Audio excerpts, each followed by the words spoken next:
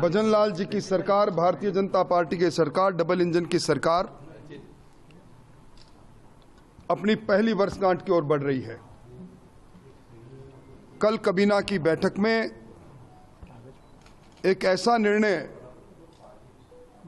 जिसको लंबे समय से इंतजार था, prohibition of unlawful conversion of religion bill 2024 को लाने की जो मंजूरी दी है वो ऐतिहासिक काम है। एक अध्यादेश के माध्यम से सरकार ने गैर कानूनी तरीके से, लालच से, कपटपूर्ण तरीके से, दबाव से धर्म परिवर्तन करने वाले व्यक्तियों और संस्थाओं पर कानून का शिकंजा कसने का काम किया है। 10 वर्ष तक की सजा। हमें सांप्रदायिक तनाव के रूप में लव जिहाद के कई प्रकरणों को राजस्थान में इन दिनों में आपने देखा, कई हिंसाएं भी हुई।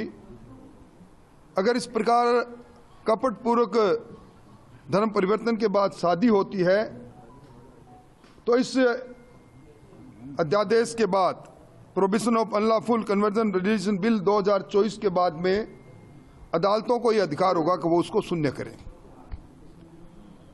भजन लाल जी की सरकार ने अपने अल्प समय में पारदर्शी तरीके से नीतिगत निर्णय लेकर अपने मंसूबे को समझा दिया है कि जहां एक और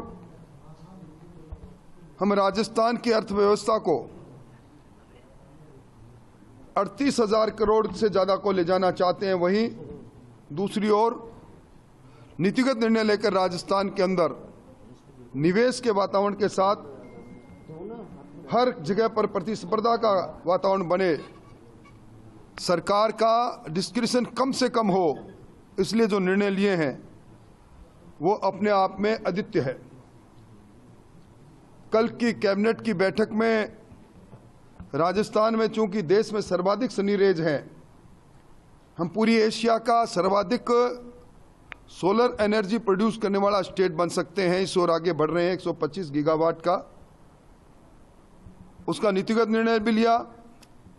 और एक निर्णय, सोलर पार्क आ रहे हैं, सोलर कंपनियां अपने काम को आगे बढ़ा रही है, पर SC ST की जमीन को कृषि में परिवर्तित नहीं किया जा सकता। रास्ते का विवाद था तो लैंड कन्वर्जन रूल 2007 में धारा 6B में संशोधन किया गया और टेनेंसी एक्ट 1955 के सेक्शन 42B में एक संशोधन करके ये अधिकार दिया गया कि सोलर पार्क के लिए, सोलर एनर्जी के लिए कृषि को कृषि में करने के लिए SC ST की जमीन वो भी अपना इच्छा से दे सकते हैं।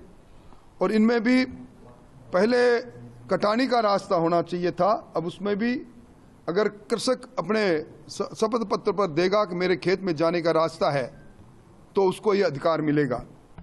इसके अलावा बहुत लंबे अंतराल के बाद राजस्थान में जो औद्योगिक बढ़ावा देने का जो काम हो रहा है, हमारे यहाँ 15 लाख लघु और मध्यम उद्योग है। हमारी GDSP में सबसे बड़ा योगदान इनका है, इसलिए MSME नीति 2024 का कल अनुमोदन हुआ है और उसमें जो ये उद्योग लगाएंगे उसमें 2% और ज्यादा ऋण की रियायत, और अगर उसमें एडवांस टेक्नोलॉजी के कोई नवाचार करेगा तो उसमें 50% राज्य सरकार दे। इस प्रकार की नीतियां हैं। सरकार ने राजस्थान निर्यात की दृष्टि से एक अच्छा राज्य बने, हम अगले 5 वर्ष में 1.5 लाख करोड़ से ज्यादा के निर्यातक बने, इसके लिए नीति का अनुमोदन किया है। और इसके साथ ही एक जिला एक उत्पादन, हर जिले में कोई न कोई उत्पादन विशेषता है, उसका वहाँ इंफ्रास्ट्रक्चर और उसकी प्रोसेसिंग यूनिट लगाने की नीति है। और पर्यटन इकाई नीति, और उसमें जो बड़े होटल आएंगे ग्रामीण प्रवेश में, जिसमें 100 करोड़ से ज़्यादा का निवेश है, उसमें सरकारी भूमि का आवंटन। और बजरी की जो हम देख रहे हैं किल्लत, उसमें MM सैंड के लिए नीतिगत निर्णय लिया है। मैं कह सकता हूं कि इस 11 महीने के कालखंड में जहां सुदृढ़ कानून व्यवस्था रही है, वहीं जनमानस के सपनों को हकीकत में बदलने के लिए सरकार ने अद्वितीय काम किए हैं। मोटे तौर पर मुझे इन मोटी मोटी बातों पर, बिंदुओं पर आपसे बात करनी थी। अगर आपका कोई सवाल हो तो मुझसे करें। राठौर साहब, अभी मस्जिदों में मंदिर ढूंढे जा रहे हैं, क्या कहेंगे इसको लेकर? सबसे गर्म मुद्दा ये। देखिए, मैं समझता हूं कि जो सूफी संत साहब की दरगाह का मामला है, अभी तो कोर्ट ने नोटिस दिए हैं, अभी वो एडमिशन की स्टेज पर ही है। दावा पेश किया गया कि यहाँ पहले कोई भगवान शंकर का मंदिर था।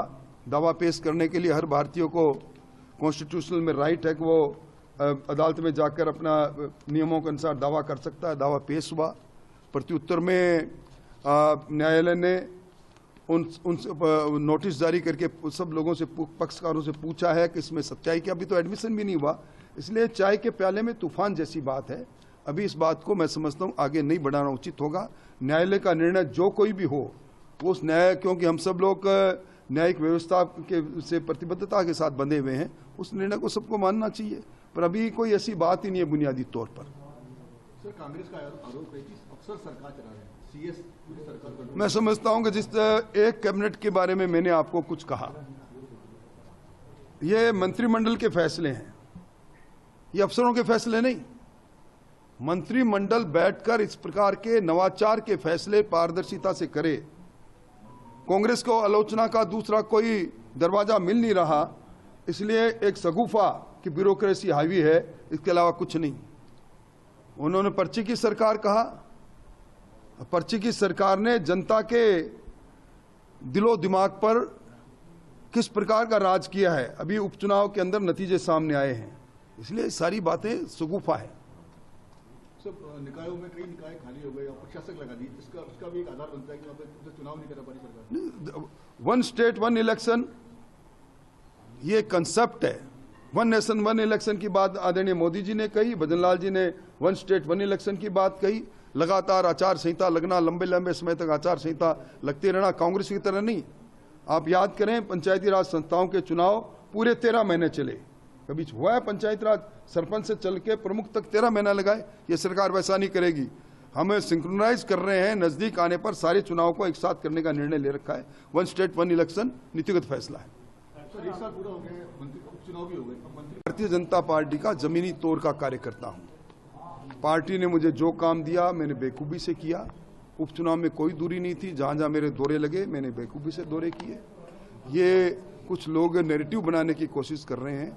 मैं समझता हूं जिस सरकार को बनाने के लिए हमने अपने खून और पसीने को सड़कों पर बहाया, वो सरकार आदर्श सरकार बने, ये परिकल्पना भी हमारी खुद की है। अब आपकी भूमिका क्या देखते हैं राजस्थान? एक कार्यकर्ता के रूप की भूमिका। भारतीय जनता पार्टी में किसी की कोई भूमिका नहीं, कार्यकर्ता की भूमिका है। हमारा नेतृत्व जिस भूमिका में रखता है उसी भूमिका में हम रहते हैं। कई बोर्ड और कई पद जो हैं। नहीं, मैं किसी बोर्ड और पद का दावेदार नहीं। मैं सरकारों में कई बार मंत्री रह चुका, प्रतिपक्ष का नेता रह चुका, इसलिए सरकार में कोई बोर्ड और कॉरपोरेशन में जाऊं ये मैंने कभी इच्छा व्यक्त भी नहीं की, ना ही मैं कभी कहीं जाने की सोच सकता हूं।